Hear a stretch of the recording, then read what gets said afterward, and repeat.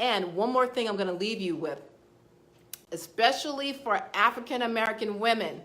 When we get older, we start to get these moles, whether it be around our eyes or on my neck. I was really starting to get moles on my neck. I'm sorry, let me get a little bit closer. I know this looks crazy, but let me just get a little bit closer. But they were starting to really feel raised. When I felt my skin, I felt them starting to come in, especially over the last, hey Cassandra, especially over the last 6 months or so. I've really started to notice these moles coming in. Now, I've always had this mole ever since I was a baby. I've had this mole, but all these other ones are new. And I've also started to get moles right where my arm is and almost underneath my arm. Obviously, I won't show you that, but I'll show you but I'm telling you, I will give you the sneak peek. The elimination of sugar. Just like I believe, like I'm not a doctor, but this is what I'm getting from my own testimony, from my own situation.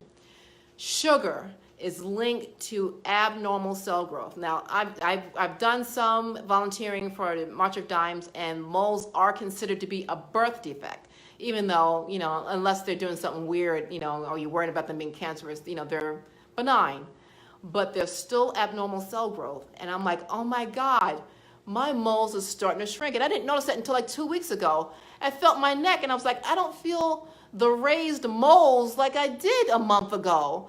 And then I looked at this mole, if you can see, right in the middle of my forehead, starting to get a little bit smaller. I was like, oh my God.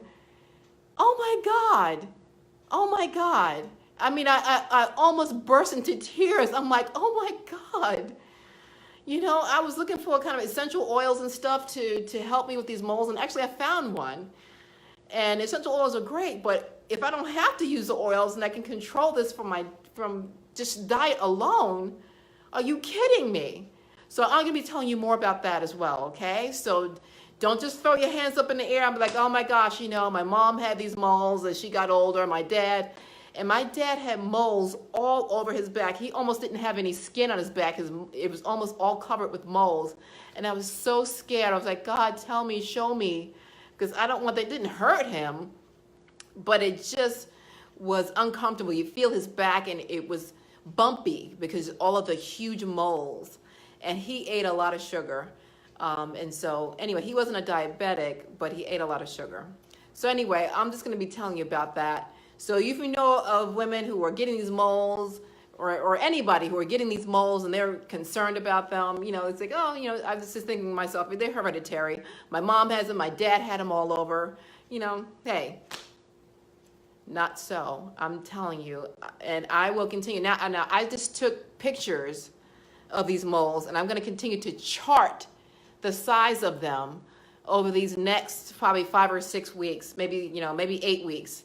To see what, how big, how small they're getting, how they feel to the touch, all of those things from sugar, changing my diet, not feeding the abnormal cell growth. It's one thing. Again, I'm not a doctor, but I know there are a lot of studies that say sugar feeds cancer.